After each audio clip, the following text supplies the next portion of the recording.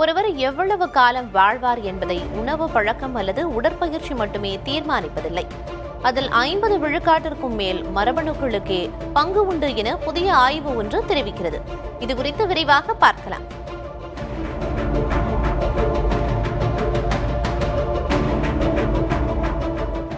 Science என்ற சர்வதேச அறிவியல் இதழில் வெளியான ஆய்வு முடிவுகளின்படி ஒருவரின் ஆயுள் காலத்தை தீர்மானிப்பதில் மரபணு முக்கிய பங்கு வகிக்கிறது.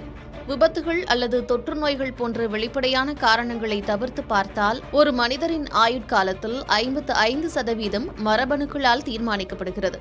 இது முந்தைய கணிப்புகளை விட 2 மடங்கு அதிகமாகும். டென்மார்க், ஸ்வீடன் நாடுகளைச் சேர்ந்த இரட்டையர்களின் ஆயுட்கால தரவுகளை கொண்டு இஸ்ரேலின் வைஸ்மேன் அறிவியல் நிறுவனம் இந்த ஆய்வை மேற்கொண்டது. கடந்த காலங்களில் தொற்று நோய்களாலும் விபத்துகளாலும் ஏற்படும் மரணங்கள் அதிகமாக இருந்ததால் மரபணுவின் உண்மையான தாக்கம் மறைக்கப்பட்டிருந்தது.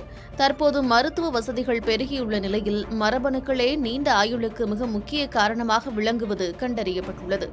இருப்பினும் மீதமுள்ள 45% வாய்ப்பு உணவு மற்றும் வாழ்க்கை முறையிலேயே உள்ளது என்பதை விஞ்ஞானிகள் நினைவூட்டுகின்றனர்.